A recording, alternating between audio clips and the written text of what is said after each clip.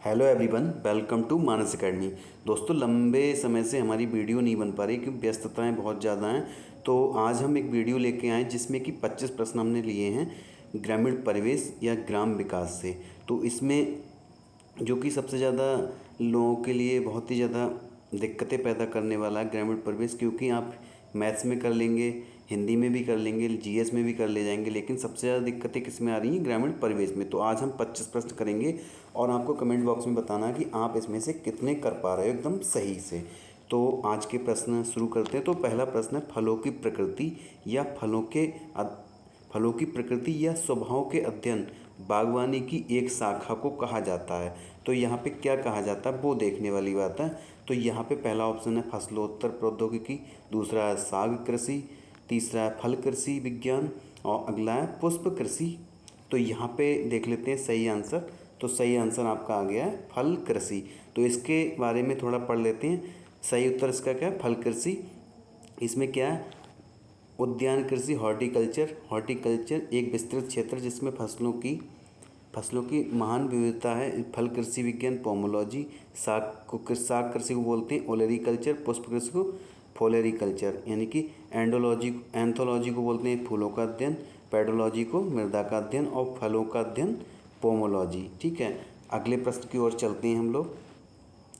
अगला प्रश्न है, भूमि जोत की पहचान करने के लिए उत्तर प्रदेश सरकार द्वारा एक यूनिकोड को कितने अंकों में पेश किया गया था? तो कितने में पेश किया गया था ये बताना है। तो यहाँ पे पहला ऑप्शन है 10 अंक, अगला है 12 अंक, अगला 16 अंक और 20 अंक। दोस्तों, एक बात और ध्यान रखनी है, इस वीडियो को फुल स्क्रीन में देखना है।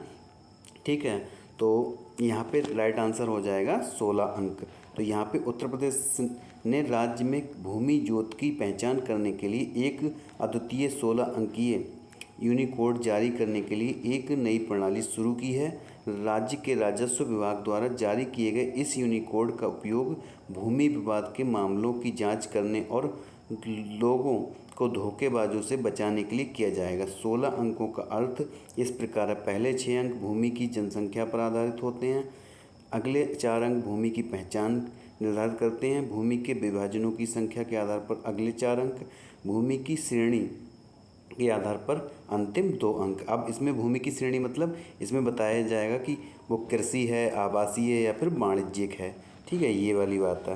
तो ये सब चीज़ें हैं। अब आगे देख लेते हैं अगला प्रश्न। अब थोड़े से इसमें और चीज़ें हैं वो भी देख लेते हैं हम लोग। तो उत्तर प्रदेश में टोटल कितने राज्यों से घिरा हुआ है? 8 राज्यों से और एक है केंद्र शासित प्रदेश। ठीक है, और उत्तर प्रदेश हवाई अड्डा कौन कौन से हैं? तो इसमें लाल बहादुर शास्त्री हवाई अड्डा वाराणसी, चौधरी चरण सिंह अंतर्राष्ट्रीय हवाई अड्डा लखनऊ, बमरौली इलाहाबाद हवाई अड्डा। अगर बात की जाए इंटरनेशनल एयरपोर्ट की तो कितने हो जाएंगे यहाँ पे इंटरनेशनल एयरपोर्ट? तो यहाँ पे हो जाएंगे, एक तो लखनऊ में है, ठीक है, आपका लखनऊ हो जाएगा, एक हो जाएगा बनारस वाला, एक कौन सा हो जाएगा आपका अयोध्या का हो जाएगा। ठीक है, अयोध्या अभी बना नहीं है वो। एक कुशीनगर का हो जाएगा, कुशीनगर। ठीक है, एक हो जाएगा आपका जेवर एयरपोर्ट जो कि भारत का सबसे बड़ा रहेगा। ठीक है, और ग्रीनफील्ड एयरपोर्ट है। ठीक है, अब आगे चलते हैं अगले प्रश्न की ओर। अगला प्रश्न है, उत्तर प्रदेश बजट 2021 में किसानों को सिंचाई के लिए मुफ्त जल के लिए कितनी राशि आवंटित की गई? तो कितनी राशि आवंटित की? 500 करोड़, 600 करोड़, 700 करोड़ या फिर 800 करोड़? तो यहाँ पे की गई थी 700 करोड़। ठीक है, सरकार ने 22 फरवरी को अपना राज्य का बजट 5,50,270 करोड़ रुपए पेश किया था। ये भी एक क्वेश्चन आ सकता है कि जो बजट था वो कितना था उत्तर प्रदेश सरकार का। तो ये ध्यान रखने वाली बात है, 5,50,270 करोड़। अब वित्त मंत्री का नाम पूछेगा तो सुरेश खन्ना। अब अगला क्या है, इससे पहले उत्तर प्रदेश सरकार ने किसानों को सिंचाई में मदद करने के लिए भी एक मुफ्त बोरिंग योजना शुरू की थी। उत्तर प्रदेश के सिंचाई मंत्री अगर आ जाएंगे तो कौन से लगाओगे? महेंद्र सिंह। ठीक है, उत्तर प्रदेश का सकल सिंचित क्षेत्र अगर पूछेगा तो कितना हो जाएगा? 19.218 मिलियन हेक्टेयर। अब उत्तर प्रदेश के मुख्यमंत्री कौन है? योगी आदित्यनाथ। राज्यपाल कौन हो जाएंगे? आनंदीबेन पटेल। और ज़िले कितने हैं? 75। उत्तर प्रदेश का अधिकतम क्षेत्र नहरों और नलकूपों द्वारा सिंचित है। उत्तर प्रदेश का भारत का तीसरा सबसे सिंचित राज्य है। ठीक है, ये है। अब अगला प्रश्न, और वीडियो फुल स्क्रीन पे देखनी है वरना आपको छोटी दिखेगी, ठीक है। तो ग्रामीण रोजगार सृजन कार्यक्रम किस वर्ष शुरू किया गया था? तो ये किया गया था 1995 में। अब यहाँ पे देख लेते हैं, सही उत्तर आपको दिखाई दे रहा है 1995 में शुरू हुआ था, ठीक है। 1 अप्रैल 1995 खादी और ग्रामोद्योग आयोग ने ग्रामीण रोजगार सृजन कार्यक्रम की योजना की शुरुआत की, ठीक है। सॉरी दोस्तों, इस योजना ने देश के ग्रामीण क्षेत्रों में खादी और ग्रामोद्योग क्षेत्र के लगभग 2 मिलियन नौकरी चाहने वालों के लिए रोजगार के अवसर पैदा किए। यह एक क्रेडिट लिंक्ड सहायक योजना है, ठीक है। यह सूक्ष्म लघु और मध्यम उद्योग मंत्रालय द्वारा एक प्रशासित एक केंद्रीय क्षेत्र की योजना है।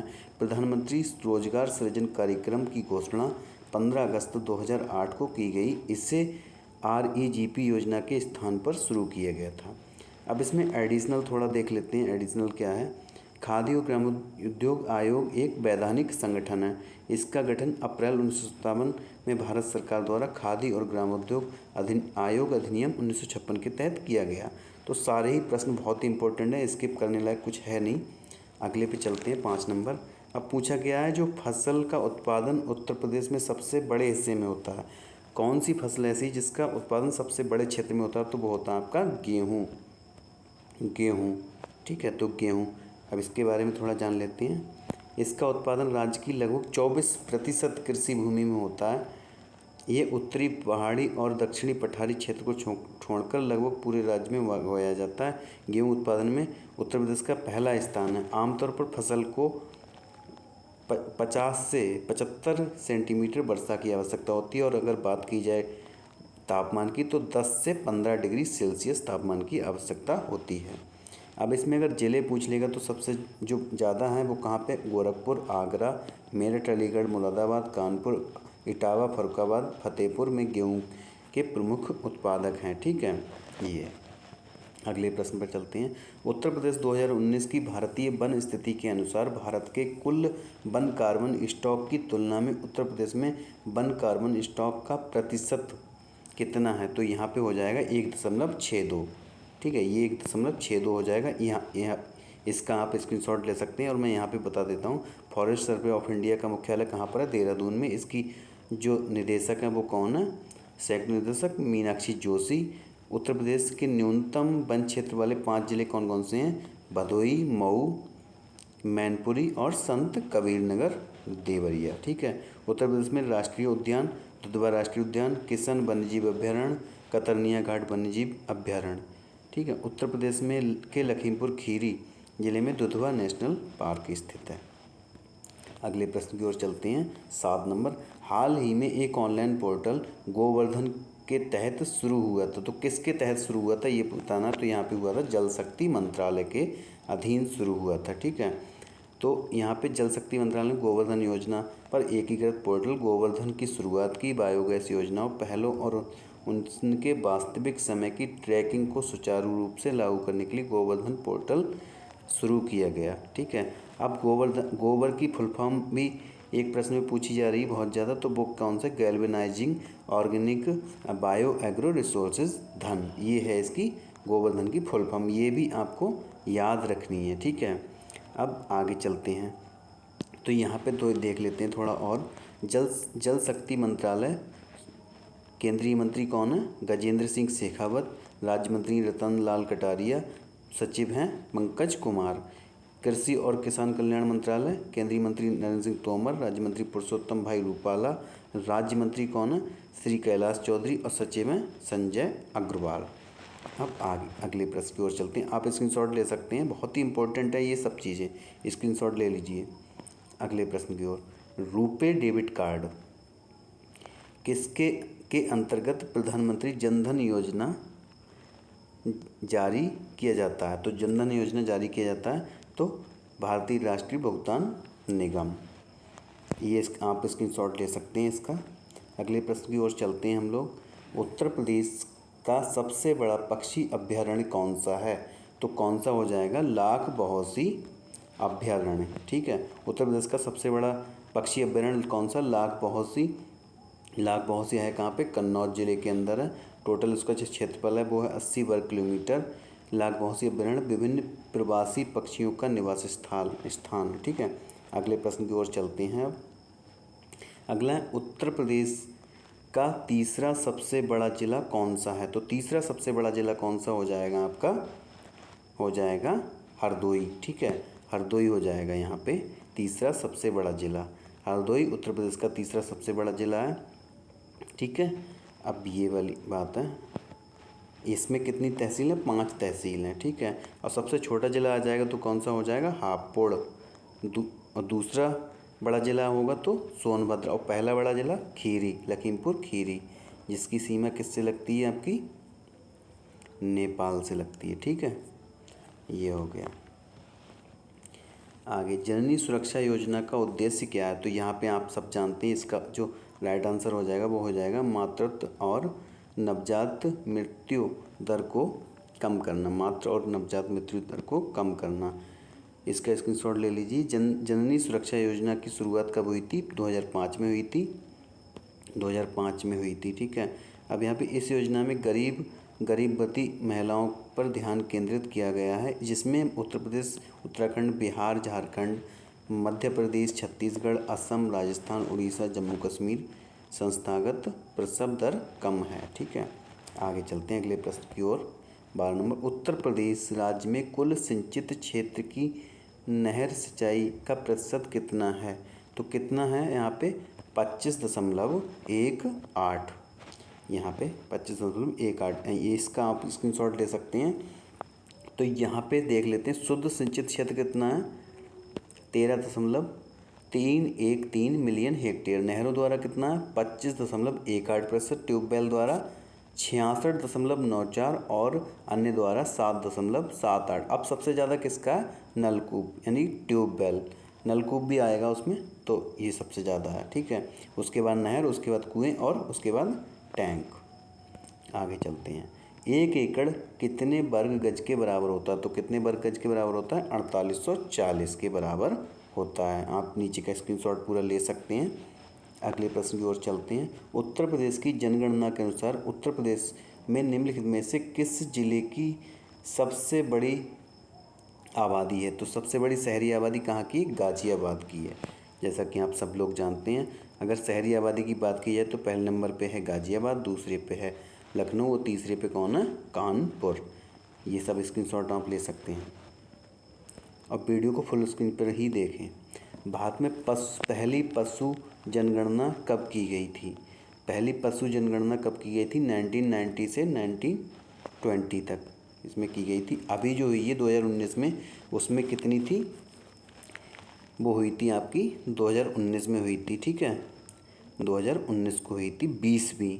कौन से नंबर की, अब पूछेगा कि अभी जो हाल ही में जो जनगणना हुई है, जो पशुओं की गणना हुई है, वो कौन सी हुई है, तो 20वीं। ठीक है, 20वीं, ये ध्यान रखने वाली बात है। ठीक,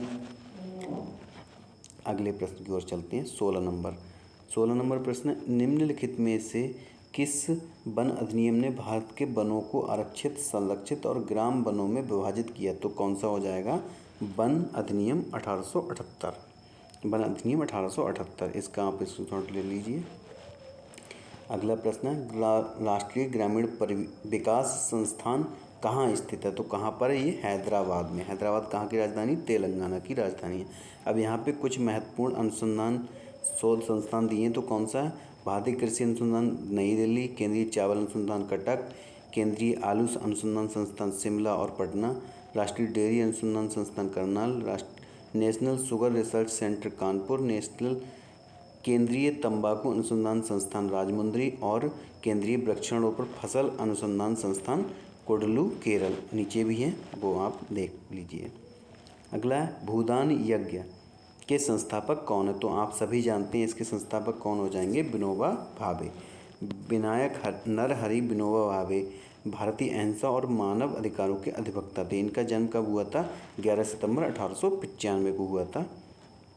इन्हें भारत स्वर्ण आंदोलन के नायक के रूप में भी जाना जाता है। ठीक है, भारत रत्न से भी सम्मानित हो चुके हैं 1999 में मरणोपरांत, और रेमन मैग्सेसे इन्हें पहली बार सबसे पहला अगर किसी को मिला है तो किसको मिला है? रैमन मैग्सेसे, इन्हीं को मिला है 1965 में इंडिया की तरफ से। अगला है ब्लैक रस्ट रोग कौन से पौधा प्रभावित होता है? ब्लैक रस्ट रोग से तो गेहूँ प्रभावित होता है, ठीक है। तो इसमें देख सकते हैं जैसे चावल की अगर बात की जाए तो कौन सा हो जाएगा? स्टेम बोरर, और साइट्रस का फल कीट, केला का वायरस नेमाटोड, और टमाटर का विल्ट, ठीक है ये। अब आगे चलते हैं। मध्याह्न भोजन योजना के बारे में निम्नलिखित में से कौन सी विशेषता सही नहीं है? तो कौन सी विशेषता सही नहीं है? अब स्कूलों में बच्चों की उपस्थिति को प्रोत्साहित करता है, बिल्कुल सही बात है। दूसरा, बच्चों की संख्या का अवधारण, बिल्कुल सही बात है। पोषण की स्थिति में सुधार, बिल्कुल सही बात है। लेकिन स्कूलों में स्वच्छता थोड़ी आएगी उससे, जितनी है उससे कम हो जाएगी स्वच्छता, खाना अगर बनेगा तो ये वाली बात है, इसका सही हो जाएगा ये, ठीक है। और इसकी शुरुआत कब हुई थी? 1995 में नरसिम्हा राव द्वारा शुरू किया गया था, ठीक है। ये ध्यान रखने योग्य बातें हैं। अगला है भारत की पंचायती राज व्यवस्था कितने स्तरीय है? तो कितने स्तरीय है? त्रिस्तरीय है, ठीक है, त्रिस्तरीय है। जैसा कि आप सब लोग जानते हैं, ये बलवंत राय मेहता समिति की सिफारिश पर की गई थी त्रिस्तरीय। बलवंत राय मेहता, अगर पूछेगा द्विस्तरीय तो द्विस्तरीय में क्या लगा दोगे? अशोक मेहता समिति। अशोक मेहता अगर आएगा तो द्वि, और बलवंत राय मेहता हो जाएगा तो बलवंत राय मेहता 3, ठीक है। ये सब बातें हैं। और पूछेगा कि पंचायती राज को संवैधानिक दर्जा किसके आधार पर मिला था, किस समिति के सिफारिश पर मिला था? तो कौन सी हो जाएगी? लक्ष्मीमल समिति, ठीक है, लक्ष्मीमल सिंधवी समिति, ठीक है, लक्ष्मीमल सिंधवी समिति ये है। अगला है पंचायती राज दिवस कब मनाया जाता है? 24 अप्रैल को मनाया जाता है। इसका आप पूरा का स्क्रीनशॉट ले लीजिए, बिल्कुल क्लियर हो जाएगा यहाँ से। पहले इसका, उसके बाद ये वाला स्क्रीनशॉट ले लीजिए, एकदम क्लियर हो जाएगा। सारे ही आर्टिकल इसमें दिए हुए हैं, 16 के 16 ग्राम सभा के, ठीक है। अब आगे चलते हैं।